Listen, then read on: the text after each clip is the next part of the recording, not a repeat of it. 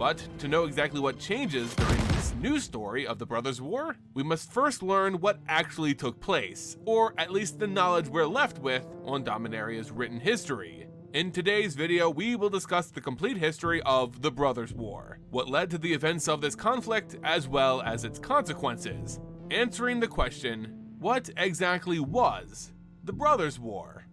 Before we jump in though, I first just want to shout out the channel members here whose support is what's keeping our content going. Thank you all so much. You're truly the pillars of the Vorthos community, and I can't tell you how much we appreciate your support of the channel. If you want to join them, consider becoming a channel member by clicking the join button on our channel homepage. You can also support our content by leaving this video a like, becoming a subscriber, or sharing it with others. Again, I want to thank you all so much for your continued support. And now, let's get back to the lore.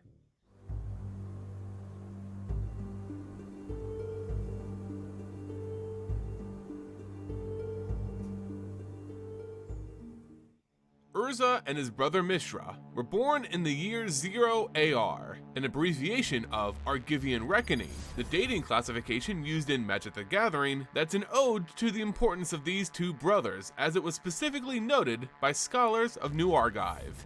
These brothers would become history themselves, but for now they were simply humans, lacking the legendary subtype. Their family were nobles on the island nation of Argive, located on the continent Tirasair.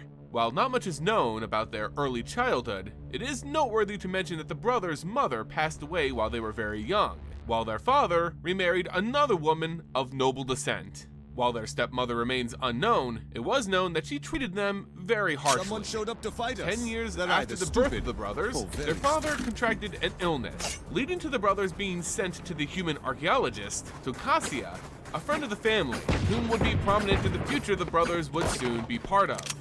While under the care of Tokasia, Urza became more reserved, calculating, and some could even say awkward.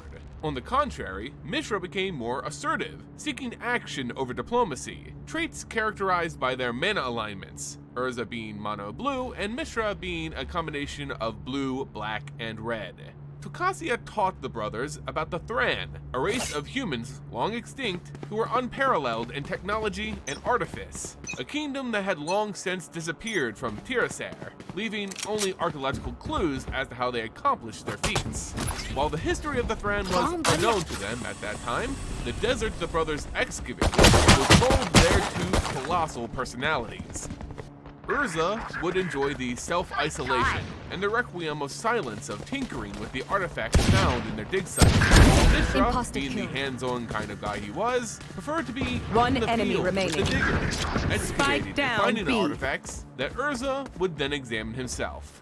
While Urza was tinkering, locked away with artifacts, Mishra was the polar opposite. These were the people he was working with. Failed. Most notably, the desert tribe known as the Falagi, who became their friends in this expedition and participated in almost every dig mission at Tokasia's camp. Urza too became well known to the dig team in his own way, as an invaluable asset to Tokasia's mission to uncover more about the Thran. He discovered a relic of the Empire, the Ornithopter, as well as a Power Stone, which could hold mana and power the Thran technology they had unearthed. He used the Power Stone to restore the Ornithopter, which frightened the diggers at the site significantly, and began to experiment and learn how to make ornithopters of his own. However, the brothers' most important and life-changing discovery would be at the caves of Koilos, a cave that housed a danger to the multiverse. Sealed gateway leading to the original plane of Phyrexia. Throughout the brothers' excavations, they noticed a significant number of Thran artifacts referencing or centering around these caves. Realizing that they held a significant secret about the Thran, they set off to explore the mysteries of the desert. When they explored the cave and discovered the Power Stone in the hall of protection, enamored and allured by its call, each brother reaching out to grab the stone, but as they touched it, a flashing light erupted, sending them flying back against the wall. Upon awakening, they each had one half of the stone. Little did the brothers know what exactly they had just unsealed. Urza's Might Stone granted himself and others strength, while Mishra's Weak Stone hindered the progress of others. While the brothers shared a desire for exploration, they grew to disdain each other for their differences. The two were content that day, but their strained relationship would lead them to believe the other unworthy to hold the other half of the stone, eventually leading to a deadly fight between them to gain the half the other brother possessed. The brothers fought each other with the distinct towers provided by the stone, and in that conflict, Cassia tried to intervene and prevent any damage to the brothers or the stones, only to take a blast of mystical energy leading to a mortal wound, eventually killing them. The brothers became despondent and blamed each other for the death of Cassia, creating a larger rift that would never be mended. After Tokassia's death, both Urza and Mishra, now without guidance, left the dig site and went their separate ways, not knowing that seeds of war were planted and that a genocidal race was unsealed. One enemy remaining.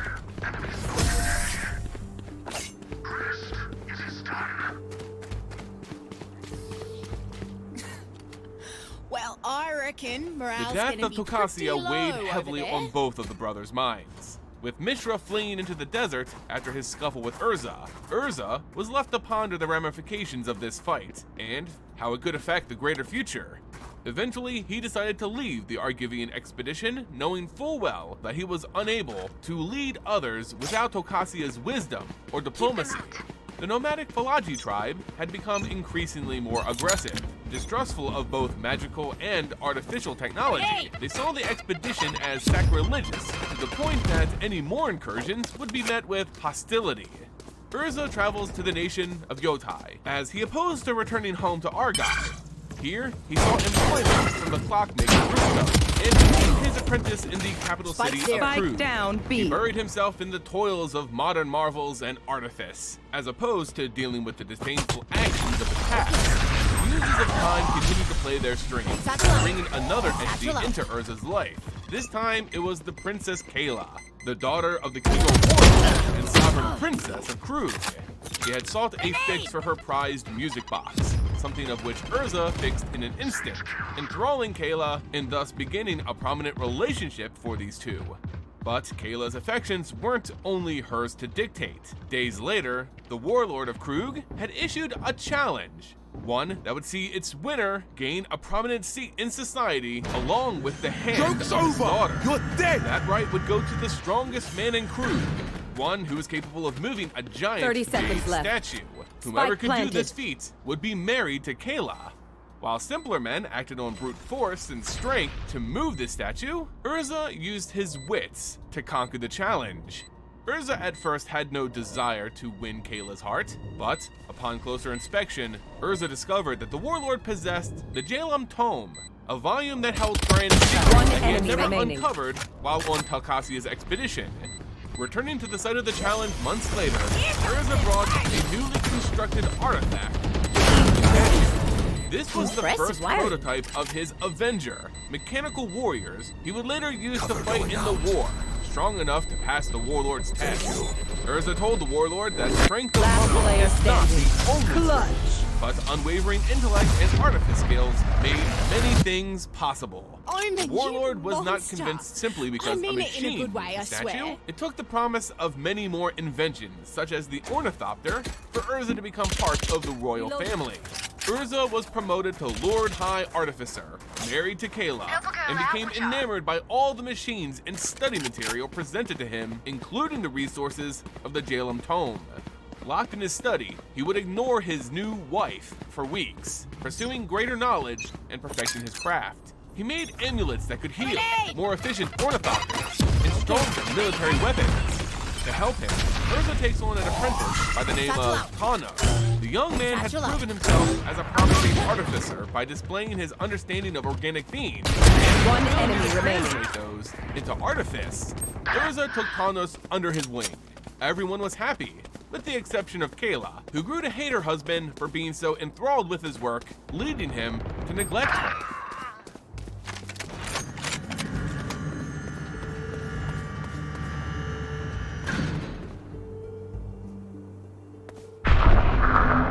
Winding slightly in our story, back to the place where Urza and Mishra split paths, Mishra, horrified by his actions resulting in Tokassia's death, fled to the desert and was intercepted by the Falaji, who enslaved him and took his weak stone.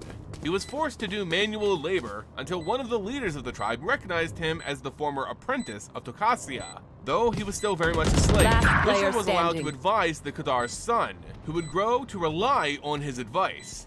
While he was separated from the weak, Mishra begins to have visions of a metallic plane, a void of life. It haunts him, and one night, these nightmares are abruptly ended when the Falaji are attacked by a hulking, dragon-like beast made of metal. Awoken to the carnage, Mishra steals back the weak stone, using the attack to protect it, hoping to be able to use it against the beast, only to realize that he actually is able to control it. He eventually rises to the rank of wizard and uses the dragon beast, now known as a dragon engine, to unite the rest of the desert nomad tribes under the Falaji. Mishra would continue to unite the inhabitants of the desert, conquering other tribes. That is until he came to a blockade at the city of Zagan. There, the Zagani had magic that could weaken the dragon engine and cause it to stop responding altogether. Mishra knew he needed to take Zagan, and if he couldn't do it through sheer force, he would have to find another way. Mishra found his advantage in a cruel and devious human woman named Ashnod. She holding living beings as mechanical structures, only built with organic material rather than artifice. She revealed to Mishra the staff of Zagan, magical electricity to manipulate the nerves of the defenders, giving Mishra time to conquer the city. The plan worked. Eventually, the Zagani would surrender, and Ashnod would become Mishra's loyal apprentice. Mishra, one Ashnod, enemy remaining. and the Falaji continued to conquer the desert regions to the point that the coastal nations, the lakes of Argive, Yotai, and Corliss, had no choice but to seek a peaceful means to an end with the Falaji troops at their doorsteps. The nations requested a peace talk at the center point known as Korlinda. There, the nations sent representatives to discuss the situation, Mishra and Urza being among those selected. As demands were being made by all sides, and talks were in the works, Mishra and Urza became well aware of each other's presence. Surprising each other, both brothers decided perhaps it was time to make amends. Any notion of that was quickly dissolved, however, when the peace talks were interrupted by an assault of ornithopters built by Urza. They had been built by Urza, but they were commanded by the warlord of Krug. Fighting ensues, and the leader of the Falaji, the Qadar, kills the warlord of Krug, Urza's father-in-law.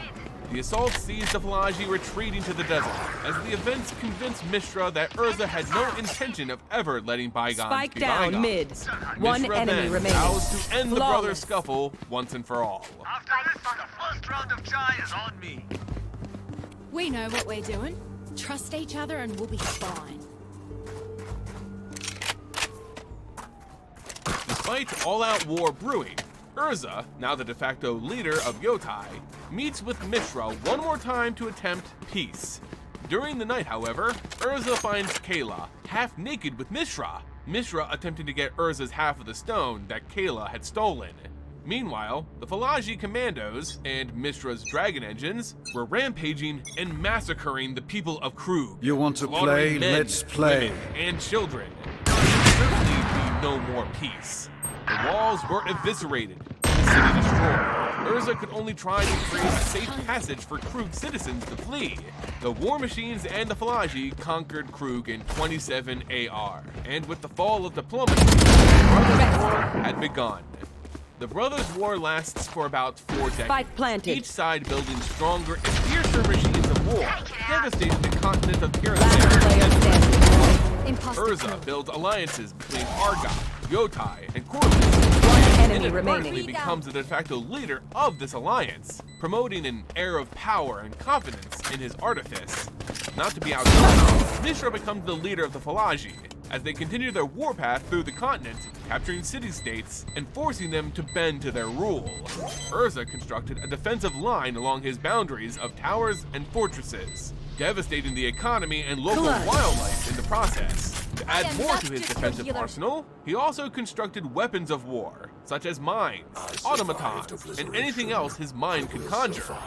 During this time, Urza's son, Harbin, came into his own. Harbin may not have been as smart as his father, but his talent in artifice was still quite prominent. He was an apprentice under Tanos and learned much about the world and led a relatively peaceful life, despite the war that was consuming everything around them. However, Harbin was a constant reminder to Urza of his wife's possible infidelity. The question always present in the back of Urza's mind. Joke's Was over! Harbin You're dead! truly Urza's? Or perhaps was he the son of Mishra? Those thoughts would go on to cloud Urza's judgment. With the help of Tanos and Harbin's talented minds, Urza began constructing even more elaborate machines.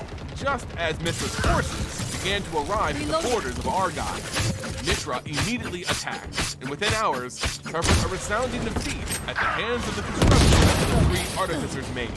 Spike With the forces down repelled, B. Urza One spent enemy little time remaining. preparing a counteroffense. He ordered raids into the Valaji Desert territories, and success came aplenty. However, in one of these raids, Tanos was captured by Spike spotted Ashnod, who was now Mishra's Spike chief there. lieutenant.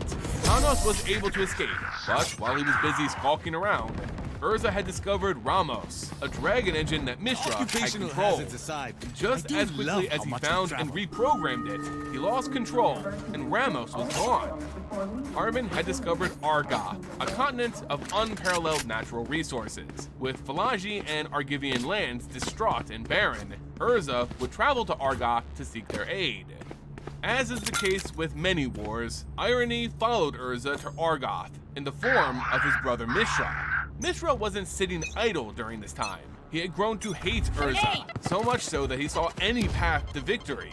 To that end, Ashnod began experimenting with flesh and machine fusion, creating legions of mechanized flesh hybrids, those who only listened to Mishra, called the Transmigrants. These cyborgs were strong, but suffered defeat after defeat, leading Mishra to demote Ashnod and send her off to the front lines to help lead other offensives, namely the battles taking place in Teresia City. Teresia City was known for its ivory towers and home to Spike citizens planted. wishing to take a third path, siding with neither brother in this war. The third path, otherwise known as the Union, One would be enemy responsible remaining. for the development of magical knowledge and the use of Karasair's mana.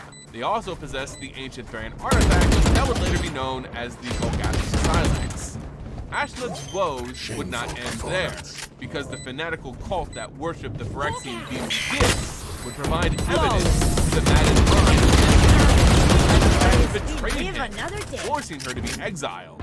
Cultist Gix had infiltrated all sides of this war. Urza and Mishra's forces, as well as the Third Path, all had members of the Brotherhood within them. Gix himself told Mishra, whose health was deteriorating, that the body was a machine, and machines could be rebuilt and perfected. Completely enamored, he agreed to go under the knife and fuse with artifacts. Mishra had learned of Argoth and was already fighting the local inhabitants there, as he saw the island as an opportunity to test out his new body. The locals, not wanting anybody to intrude on their island, began attacking Urza's forces as well, armies of elves and Trifo, for Argoth was elvish land.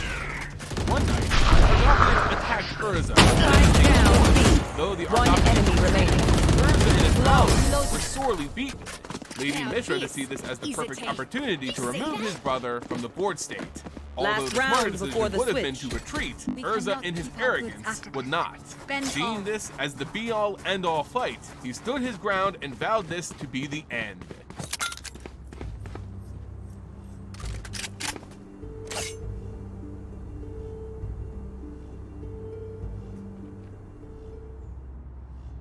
Here on Argoth, a land that neither brother would claim as their own, would be the grave of one of them.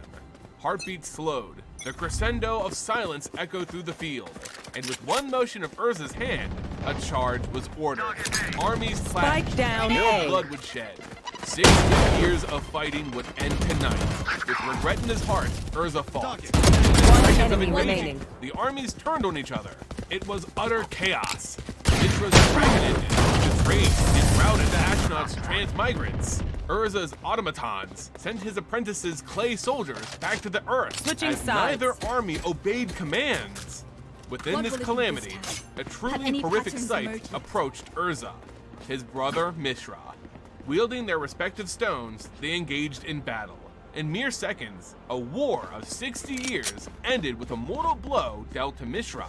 However, to Urza's horror, Mishra did not falter, barely acknowledging the mortal wound gaping in his side. Mishra tried to retreat, though not before Urza could see the truth. Mishra had become mechanized, with cables and oil spewing from his chest. Mishra became so distraught in his hatred that he became a machine himself in order just to overthrow his brother. As the war should have ended there, more bad news approached. Urza discovered that Gix had sabotaged the machines, corrupting them, leading to the massive battlefield confusion. Before the Battle of Argoth, when Tanos was captured by Ashnod, the two conducted in more diplomacy than you would realize. It was Tanos who convinced Ashnod of Mishra's madness, as well as assuring her of the utter destruction should both the brothers be left to their own devices. It was during this time that Ashnod held some reservations about the war. In losing faith in her master, Ashnod worked alongside Tanos to end this conflict by handing over to him the Golgothian Silex, which she had taken from a member of the Third Path when she and their forces invaded Teresia City. Now, with the two armies utterly uncontrollable and the fate of the entire continent at stake, Tanos replaced Urza with the Silex. Urza knew only artifice in his life, but the Silex was something new. It had been a force of magic, of mana, of power. He ordered the departure of his forces and began to try to understand the Silex. However, time was short. Mishra would arrive atop a dragon engine. However, his atop had become more of a merge, as Mishra became the dragon engine himself. With tears in his eyes, remembering the childhood the brothers shared, remembering their time under Tokasia, remembering how things were and how things could have been, Urza listened to the whispers of the Silex and poured his power into it. The Silex was activated, destroying everything within its radius. Argoth, Terracer, the Falagi, Dominaria, the two brothers' forces, everything was in ruins. In the Silex's wake, the brothers' war had ended. While it utterly destroyed Mishra, it would not be the end of Urza. As Urza's body absorbed the blast, his latent Planeswalker spark ignited. The powers of the very multiverse washed over his body. His life was not extinguished, rather enhanced. The lost halves of the Power Stone, the Might Stone and Weak Stone, once carried by both the brothers, were absorbed into Urza's body, each half becoming one of his eyes. With their power and the Planeswalker spark within him, Urza was reborn as Urza Planeswalker. The Silex too would have a lasting effect on the lands of Dominaria. The massive explosion ripped through the plane's atmosphere. It would usher in a new ice age across the entire plane.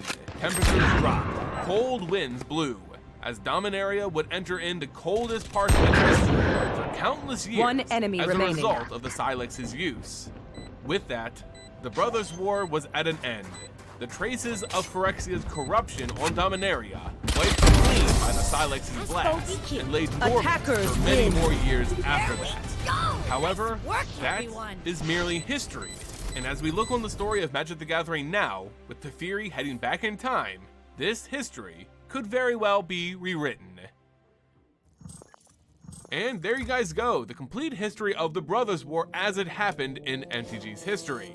Now knowing what the Brothers' War was, we're better prepared to experience the possible alternate events that could take place in this new upcoming set, where we're revisiting this time period. With Teferi, the time-bending planeswalker, traveling back to the Brothers' War to uncover the secret use of the Silex, there are many things that could come to light, originally lost to history, or things he could inadvertently change about what transpired then.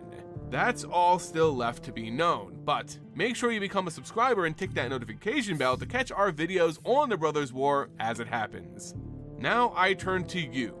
How do you think Teferi will mess with the MTG timeline? Do you think we'll see a great change